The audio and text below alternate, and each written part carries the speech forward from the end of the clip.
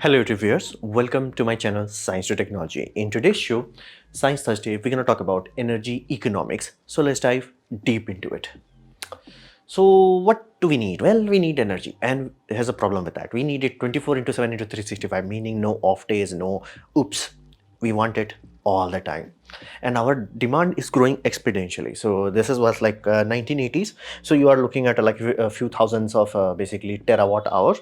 Then it slowly went up exponentially. Then it's like starting to taper off, but still huge. You are talking 2021. You are talking about around 25,000 terawatt hour. So serious demand, let's just put it that way. And we need something that matches certain criteria. For example, clean, safe, reliable, long-term, and non-toxic. Now these things renewables actually manage to do, except few parts. For example, reliable part, renewables are really not that. And what do I mean by reliable? Reliable simply means I turn on the switch, it works. There are certain difficulties with that as of now. And you have to understand, whenever you are talking about this or that, you always have to focus on one core thing, that there are three main layers of thing. First is physics. Can you build that does science say that it can be done? Yes or no? That's physics. Then we have engineering. Can you build it? Yes or no? That's the engineering layer. Then we have the daddy layer, that is economics. Does it make financial sense? Because here's the deal, what project gets greenlit is directly affected by world market. Meaning, if you are in a position where oil prices are high, you can get surprisingly a lot of funding for surprisingly a lot of things. But the moment oil prices crash, poof. So you have to understand these three core layers: physics, engineering, economics. You must pay attention to economics because it makes sure everything else runs. And be mindful, you have only one component that you are selling, and that is this puppy, electricity. Everything else is just in order to make sure that this happens. So you always have to be mindful of the economics, because people have to buy this. If people are like, if you sell it and it's too expensive, people are like, nope. So for that reason, you always have to understand this. So there is this terminology that you must have heard of. It's called LCOE, that is levelized cost of energy, LCOE. Now this simply means, in simplest term, you are calculating by two things: total expenditure on the plant, and I mean everything put into it, for including its lifespan. Basically, let's say it's a 25-year plant, 30-year plant, or you are supposed to 50-year plant, whatever have you. You take all of that divided by the amount of energy it's going to sell throughout its lifespan, expected that, and then you figure out what kind of energy pricing that you have to set. Basically this puppy, kilowatt hour, basically what is the unit that you have to sell at. Now generally power plants don't run at kilowatt hour, they run at megawatt hour, but you get the point. So generally cost is always levelized by cost megawatt per hour. And whenever people say that solar and wind is now cheaper, this is what they are referring to. Meaning, if I give you X amount of money, how much megawatt you could have bought in the early days, like early days of 2010? Yeah, not that much. But here's the deal, how much you can buy in 2015? Here's the deal, it's almost touching natural gas and is cheaper than coal. So yeah, how about in 2020? It's already below basically natural gas, geothermal, coal, and nuclear and gas peaker plants. All of them, it's much lower. So this has happened. This is very critical aspect that you have to understand. Now, if this is true, then you might be thinking, okay, why the heck not every plant has become into either solar or wind? Here's the deal. When you calculate a plant, what we call LCOE, wind also costs money and solar also costs money. You have to do a very complex multiplication. Now that complex multiplication is super simplified by dollars, basically money. And why is that? It's simply because money, you also have to include interest rate, because whenever you say, I'm gonna take $1 billion, where did that $1 billion came from? Like, you cannot just put a bucket in the roof. I tried, and it's gonna rain basically money. It does not do that. So you have to take a loan on that. What is the interest? You cannot trick government officials by like, hey, this is my capital and that's all you are showing. No. You have to show the interest, because many times, especially in long duration loans, the interest itself could become a very large percentage, sometimes exceeding the capital amount itself. Generally, it should not happen, but it has happened in past. So you always have to put that into calculation. Then you have to figure out running cost, what amount of basically employees you need, employee count and all that jazz. Then maintenance, no machine ever built can be like, yeah, you put it and it runs for 50 years. That does not happen. Yeah, you maintain it, it can run for 1 century. That's not that big of an issue, but you have to maintain that puppy. Then availability. Now this is a very critical weakness of wind and solar. Availability simply means if I turn a switch on, what is the chances that your power plant can provide me electricity?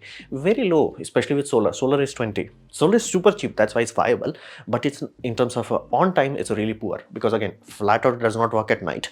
And if there is cloud, rain, and not to mention certain angles of like early morning and early evening, even though sun is up, you may not be getting as much energy as you want. So the basically uptime is very low on solar. Then we have wind. Even though you put wind farms exactly where you need to, even then good uptime is 50%, really good uptime is 60%. That are generally targeted for next generation of solar, next generation of wind farms that are offshore and have huge turbines, and I mean more than 10 megawatt per turbine. They can exceed that 50%. So this should give you some context. Even though the cheap part, basically how cheap it is, that part is sorted, done, go home. The availability part is not sorted yet, so it still makes sense to have something else. Like in case of India, we are lucky that we have a lot of coal supply, and we also have the luxury of hydro dams. So we are kind of sorted, and that's why solar dropped so quickly in India. So this is the critical mathematics that you have to do for LCOE. And be mindful, if every Tom, Dick and Harry has solar, you may not get a next funding for next solar farm. Why? LCO may not match, because if you have very what we call poor quality power plant, as in like the uptime is very low, grid may not want it. Grid may be like, yeah, at afternoon grid also goes down to 0, and then I have to turn off all the plants. That has happened. So it's one of those things that you have to understand. Even if you have cheap power, does not mean cheap power whenever customer wants it. Cheap power when you can sell it. That may not work all the way. And again, that's why every Tom, Dick and Harry has switched from saying that renewables cannot power us to we have to figure out how to store energy. That's the core reason.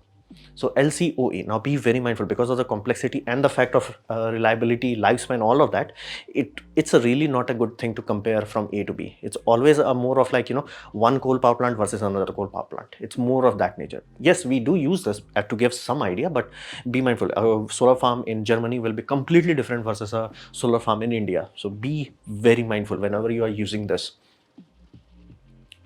Now, why does it so complex? Like, we are generally used to like $1 million, how much megawatt? We want something simple like that, but reality is because grid cannot go off. There could not be any scenario where grid could go off. Grid going off, meaning all the spinning masses get either disconnected or discontinued. In those sort of time, it's hell of a hassle to start them back on. It cannot be just like, no. All the spinning masses are in the grid is in synchronization. All the major generator, basically all the steam power plants, either it's running on coal or running on natural gas or running on basically oil or running on nuclear, generally they have a synchronized generator. So generator mass and turbine mass is acting as a gyroscope, so to say, and it's absorbing the grid's inertia. And that's the sole reason why you can turn on or off a switch. You turn on a switch, the inertia absorbs it, slows down a little bit, but because it's such a large inertia, its slowdown is very little. Computer figures it out, opens the steam valve, more power, everything is balanced. Opposite also happens when, let's say, a cement power plant just turns off for a shift. Randomly, like, you have reduced so much load, turbine starts to speed up, computer detects it, reduces steam power. So we need that. And grid is not something that you're like, so fundamentally, you need 100% uptime. There is no off state. It has to be on, and it has to be on for, well, just on, flat out. And cheap does not always mean great. Again, depending on your location. Let's say, for example, you are in South Africa, and let's say government is stupid, and let's say things are really bad.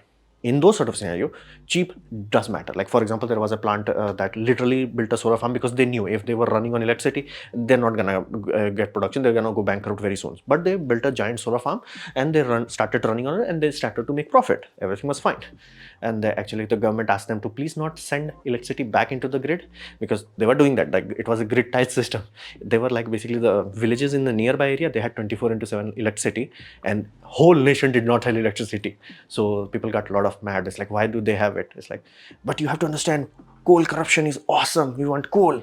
It's like, yeah, die. So it's one of those things. Just because something is cheap does not mean it's great for all scenarios. Like, for them, coal is cheap, but does not work. And coal is really not cheap, because your power plants requires insane amount of maintenance, which they are not doing.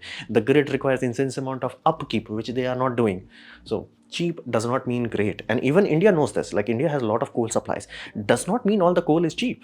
Like, the first layer of mining, easy peasy, take it and go. The deeper you go, it's like, relax, man, take your time, man. Like ask China, they literally had to buy from Australia. It's not cheap, so be very mindful. Cost is a very complex vector here, and low availability forces other things to basically pick up. So for example, let's say your grand total energy consumption start to go up because you're putting a lot more solar into it. That also means other plants should be able to pick up, let's say in a day of eclipse or a day of basically rainy season. So this is one of those things that is super complex, and then all of it is underpinned by price of oil barrel. This also controls everything else. So all this creates a very complex mix of things. And if you have overproduction, let's say every Tom, Dick and Harry is producing it, yeah, that forces shut it down, meaning the plant has to be put into off position, or what we classify as curtail the power output. That's bad for the operator, because be mindful, operator cannot make money at the night. They have to make money at the same time. So more and more solar farm directly coming without a way of selling the excess electricity could create a what we call losses situation. And this is very different for nation to nation. For example, this is California's duck curve, the famous duck curve. So in 2015, people started to notice that more and more solar farm were coming up. There was a bit of dip. It's like a little bit gentle, and there was a peak in the evening. Okay, that's not too bad. 2016, okay, now it became clear. 2017, it went down. 2018, 19, 20, 2021, 2022, and 2023 crossed the barrier of zero, meaning they literally reached either power curtailment or actually had to sell to someone else. So flat out at this point in time, basically for from let's say 12 p.m. to 3 p.m. for that time zone, basically that 2 hours, poof, no load on the grid. Basically everybody is producing, basically it's running on solar completely, California. And then what happens? Sun goes down, power draw goes up, evening rush happens, and boom, it goes back. So this creates a hell of a hassle basically for them to absorb. If they have some place where they can sell electricity, that's awesome. But if they do not have place to sell the electricity, this becomes a curtailment issue, that every solar farm starts to lose money if they have to turn it off. It is a very what you call awkward situation. So that's why whenever people talk about now we need a large grid to absorb it, because be mindful, exactly at this time, like let's say 12 p.m. to 3 p.m, I can guarantee you there were places in America itself that are like, please give us electricity. Like ironic things have happened. For example, in Germany, they were like, oh, this upper parts, it was like there were so much wind, so much power, and lower parts were like, dude, we need power. They're buying from other countries because they did not have inter-country HVDC links to distribute power. So it's one of those things that you have to understand. Each nation is different. For example, this is May 2012, so to say. And you can see solars are just peaking, they are just adding a bit. And base is basically coal, and there was a nuclear which they ditched. So coal, nuclear, little bit of, I forgot, I think this is hydro, and this is the solar part. But you notice this compared to 2020. In 2020, the peaks are gone, and now you have dips. The coal is going into dip. Now, this is another reason. Many times people say, oh, Germany shut down nuclear power because of this and that. Now, there was a requirement. The more solar they added, the more they needed something that can be turned off. Nuclear does not turn off. It's one of those things. Be mindful. You do emergency shutdown a nuclear power plant, basically scram it. It still requires liquid cooling for 24 hours, some even more than that. So it's one of those things that it does not like off. The throttle value on a nuclear power plant is very limited, like 70% to 130% of the base power they were selling. So in dip scenario where solar is overproducing, they would have created a scenario where they had to either shut down solar or shut down nuclear. Nuclear could not be shut down, so solar would have been an issue. So from their point of view, they need something that is on off quickable, so to say. Coal, thankfully it can do that. Still not as fast, but thankfully because of our weather analysis, we can be damn sure that this solar farm is going to produce this much. And wind also starts to add, smooth things out. That's why it's less spiky compared to the previous one. So all these two, solar and wind coming together, created a scenario where they need something that is like, a bit more adaptive. Nuclear does not survive that. So this is the complexity of it. It's not just like, oh, why not this and that? Every place is different. Then we come to the nuclear power, which I personally, from bottom of my heart, I do not like. And from my point of view, it always looks like a zombie that is not dying. Like we tried it. It was a good technology, good thing to learn, research, awesome, development, awesome, nuclear submarine, super awesome, nuclear aircraft carrier, really good, maybe nuclear powered container ship, super awesome. But the moment you put nuclear reactors on land, it's like, nope, territory. It's one of those things that's just not dying. No matter how badly the entire world hates it, it still does not die. Is there any saving grace into that?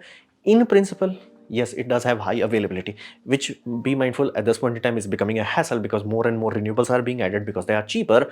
It's actually backfiring. But there is one thing, that if somebody says like, is there any saving grace of nuclear? Yes, it has high availability if your grid can absorb it. However, at this point in time, as in 2023, these puppies have become what we classify as the debt trap. Meaning, if you ever wondered how the heck a nation can go into debt, there are only few things that can add that much debt. One of which is basically transportation industry that malfunction, basically metros, railway, those things consume money like there is no tomorrow. And then second is this, power plants, especially nuclear power plants. You would be shocked. Like, you would literally have to do research to find out a nuclear power plant that was like, hey, I'm going to build this nuclear power plant in 5 years. They built it in 6. You would have to work hard to find it. Most time it's like, we said, basically we trolled the government and said that we're going to build in 6 years. We took 12 years, still half incomplete. So it's a really, really bad financially. I'm not even talking about science. Let that be very clear. Financially. And how can I be so damn sure? It has happened. I'm talking about past tense. For example, India's thorium reactor supposed to be armed by 2012. Let that sink in. Type which year it is, because I'm reasonably sure this video, like, if it blows up randomly in the future, then it's like, is it or not at that point in time? So it creates a debt trap. Why is that trap? Because all their levelized cost of energy cost becomes lol. That levelized cost of energy is just lol. It's flat out non-applicable. They were like, yeah, we're gonna build this in 6 billion. That's 6 billion plus its interest. Now it's 20 billion. Interest is even more than that. How the heck you gonna sell the electricity? You can't. And that's why many nuclear power plant has been abandoned in the past. That was the core reason for it. It's like, unless government is just willing to eat it, it's flat out financial debt trap. Like, flat out. It's not even like, oh, I'm saying it or I don't like. No, like, look up nuclear power plants. Other than nuclear power plants that are in small countries, like small countries and does not have very large population, and like, you know, they have like very optimized government and all that jazz. A flat out network, flat out, and nobody can budget it accurately. Everybody's like, we're gonna build this reactor, it's gonna be this cost. It's like, I can bet my kidneys that you cannot build it at that price that you're claiming. Flat out, it's not happening. Nobody in the planet knows how to do this. Nobody, no country, not even China, nobody does that. And running cost only goes up. This is another aspect that I have never seen any scientist talk about, is that these things are sensitive puppy, meaning you need someone who knows what they are doing. Like, really know what they are doing to operate this thing. And you may need as much as 3 shift or as much as 4 shift to be damn sure that people are not overworked. Because again, if they're overworked, they're gonna make mistake, and mistakes in this sort of scenario is an expensive mess, like very expensive mess. So all things considered, the pricing, or basically the amount of money that you have to spend on the employee goes up. Why? Inflation goes up. That means the training staff becomes expensive. That means the training of the individual itself becomes more expensive. And you have to do it multiple shifts, basically per, let's say 10 years.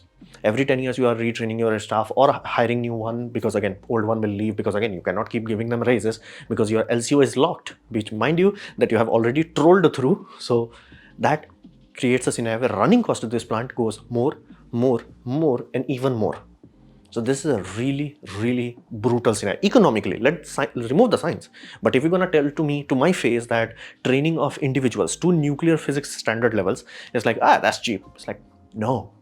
Then we come to the aspect of nuclear waste. Now people will say nuclear waste has been transported around the countries and this and that without any incident. Is that true?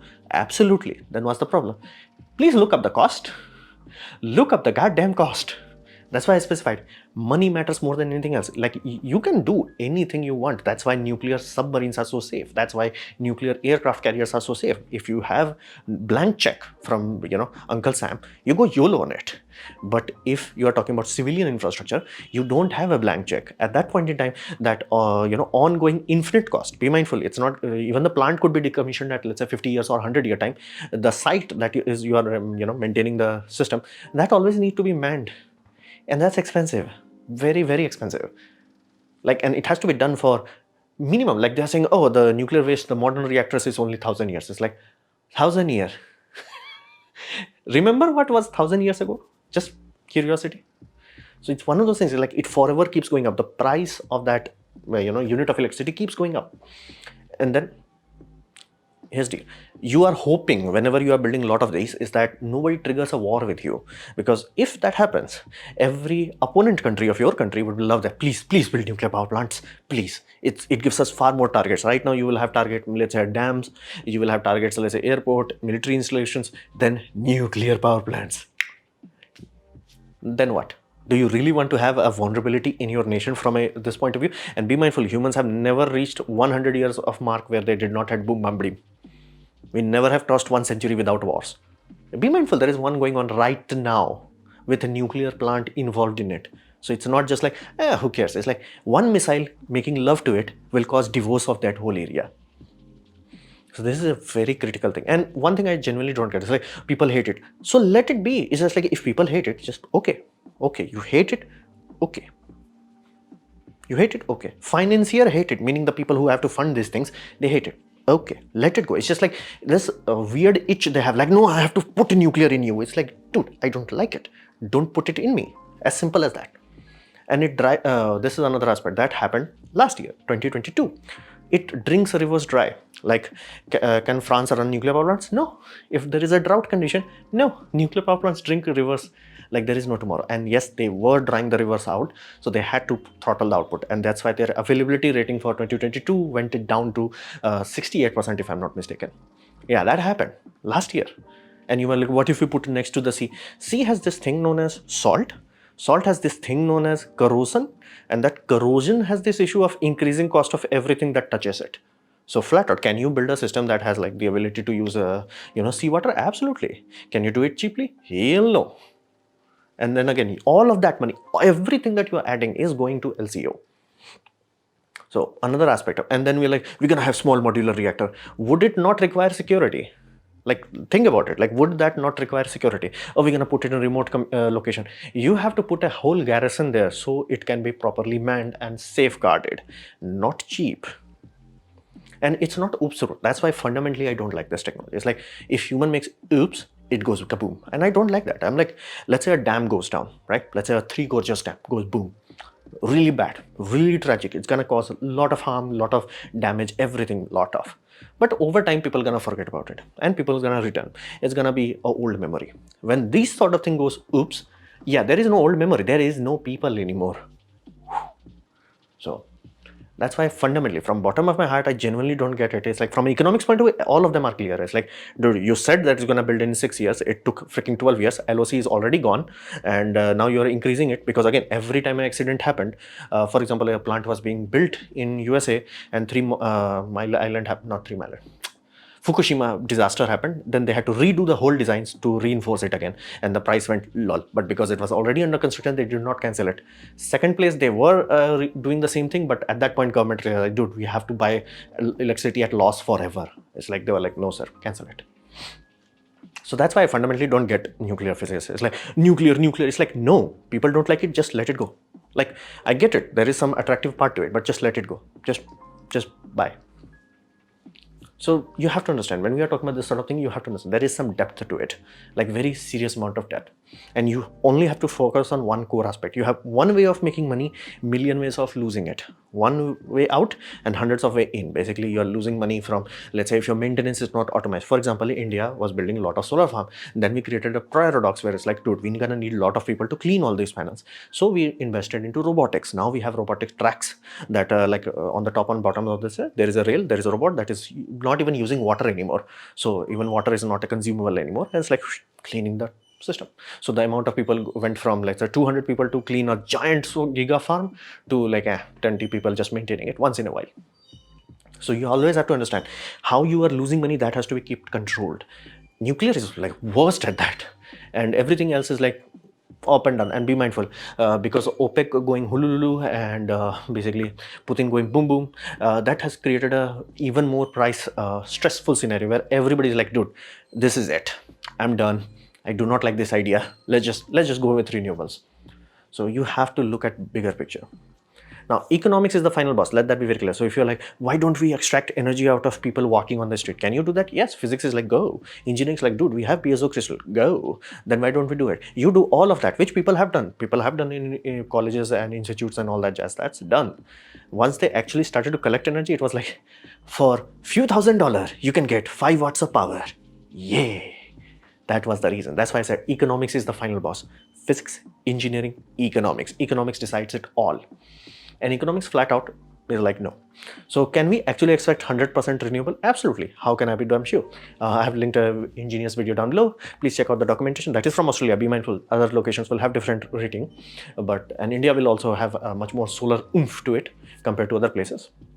So idea is they calculated with everything, basically renewables and grid extension, because again, if you put a lot of wind farms, it will be far apart. So that will require a lot of grid oomphification. That also into consideration, energy storage into consideration.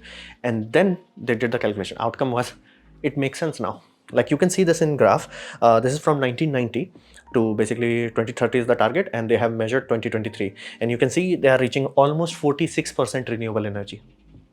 And be mindful, people are like, oh, Germany did like, nuclear. What they did was surprisingly clever. People did not like it. They knew if they removed it, they had to use coal short duration, but they knew because if they really reinforce the coal part, which they are working on to have like very super duper critical steam system, which are like very high temperature, much more efficient. And soon they're going to replace this with CO2 turbines, which will be even more quick ramping. Now they can absorb much larger solar, much larger wind, and if they have HVDC links, much more international green energy communication, that will allow them to easily achieve this that target of 2030 80%. Like this year. So because of Putin, now we know that we have to do this, and their cost hike, basically Germany's electrical high price, it will go up for like few years from like I'm expecting 2027. It will keep going up, but then it will reach stagnation. And then there this once this 80% crosses 100%, it will be like, yeah, energy price would be like sorted. Inflation will be the only thing that will keep bumping it up. More or less, it will be stable point. Australia's would be even easier because they have a lot of sun like India, and they have a lot of wind.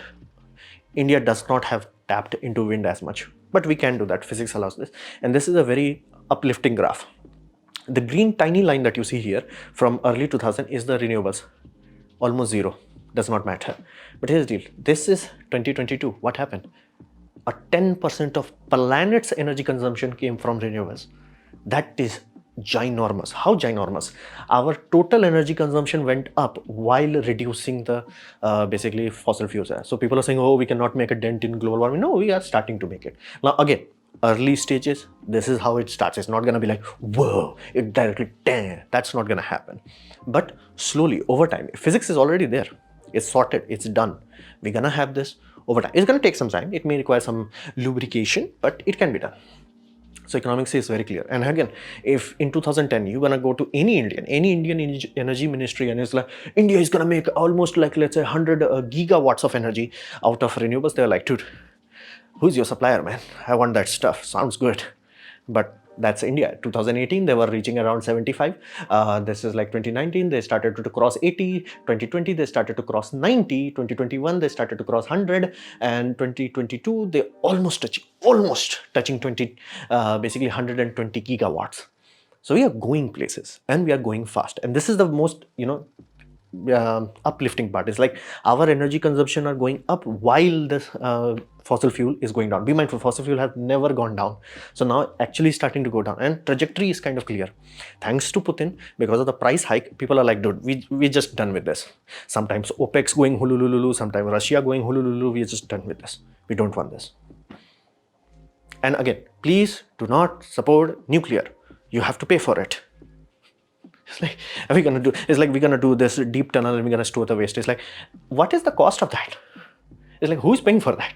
Because it's coming from that levelized cost of energy. Government has to buy energy at loss if they did that. So again, in some scenarios, let's say you want a nuclear power plant just to make sure that your grid never goes offline. I can see that, but not really that viable. And be mindful, in the calculations of Australians, their realization was very clear. The more wind, the more solar they add, at some point it just becomes a point of just adding as much of pumped hydro as they can. Once they have that, it's like, dude, sorted.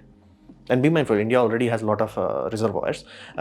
Many nations have a lot of hydro dam energy, and again, none of them have even added basically methane as basically biogas as a power plant. So we are looking into some serious, hopeful future. And graphs are here to tell us that we are going slowly, but we are going in the right direction. So this was my presentation on basically economics of energy. Hopefully you have liked it, learned from it. In that case, please click the like button, share it amongst your friends. That will help me a lot. If you didn't like it, didn't enjoy it, I urge you to press dislike, press it twice to show me extra disappointment. Please leave a comment because I do try to reply to all of them. Subscribe, press the bell icon if you're free, and as always, thanks for watching.